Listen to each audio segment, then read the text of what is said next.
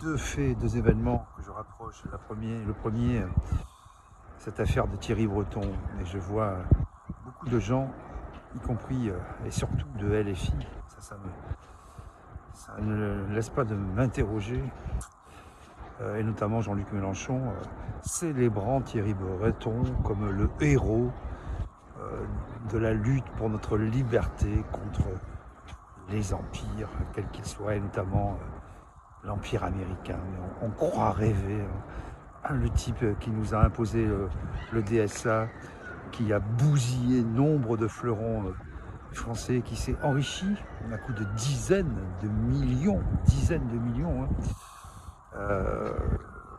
voilà, pendant que des gens se sont retrouvés au chômage, eh ben c'est devenu le héros de Jean-Luc Mélenchon et de LFI contre Trump, parce que Trump, alors ils font un raccourci rapide, Trump c'est l'extrême droite, donc il faut lutter contre Trump, donc Thierry Breton c'est le héros de nos libertés.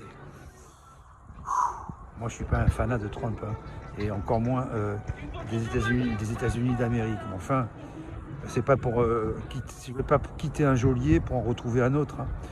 Je pense pas que monsieur Breton soit vraiment le héros AUT qu'on nous décrit. Et puis je rapproche ça d'un autre fait qui est la disparition de Brigitte Bardot. Alors là, c'est un festival, hein, un ramassis de haineux, de gens qui réduisent la vie de Brigitte Bardot à ses engagements politiques. Alors elle était de droite, d'extrême droite.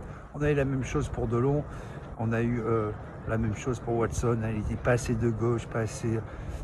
qu'il fallait que quand il sauve les baleines, il dise alors, chère baleine, je te sauve, mais tu sais, je suis de gauche, hein, donc il faut bien m'aimer. Hein. Mais putain, mais c'est ça votre société de liberté, tous pareils, il faut que vous décidiez pour les gens qui on peut aimer, qui on peut regarder, qui on peut écouter.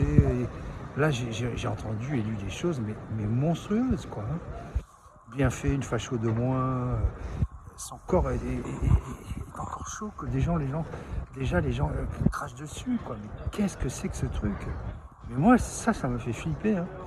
Cette société-là, j'en veux pas davantage que la société de M. Macron. Mais ça, c'est du vrai fascisme pur et dur. Après, bon, moi, je suis pas RN, ce ne sont pas mes idées. Voilà, je ne réduis pas Brigitte Bardot à ses engagements politiques. Et si ça ne vous plaît pas, ces engagements politiques, ben vous regardez ces films, et même pas obligé, mais vous faites pas chier le monde en disant qu'on n'a pas le droit de la saluer, de l'aimer, de lui rendre un dernier hommage, parce que tout ce qu'elle a dit discrédite tout le reste, parce qu'elle n'avait pas la bonne étiquette politique. Mais ça, ces petits commissaires politiques, ça vaut pas mieux que le DSA de M. Breton. Ça vaut pas mieux que la Macronie et les signaleurs de confiance. Des gens qui nous disent qui aimer, qui détester, qui écouter, comment s'habiller, comment penser. Moi, cette société, j'en veux pas. Vous me faites flipper. Voilà, et que LFI se livre à ça, ça en dit long sur la dérive qui est en train de connaître ce mouvement, puisqu'on ne peut pas dire parti, ce mouvement qui prétend libérer les Français de la Macronie. Et vous allez voir, comme je l'ai écrit, qu'il va y avoir un virage de Mélenchon, hein, qui va faire de la social-démocratie sans le dire. Ils vont élargir le spectre et ça va finir comme un Macron bis. Il va falloir soutenir l'Union européenne contre les empires, d'un côté les États-Unis, de l'autre la Russie, et ils vont se refaire une virginité en expliquant que l'Union européenne c'est ce qui va nous sauver, et que surtout il faut surtout pas regarder les films avec Alain Delon et Brigitte Bardot. Et attention, Clint Eastwood va bientôt mourir, j'espère que sa vie sera encore longue, mais il est quand même très âgé, pas très en forme d'après ce que je sais.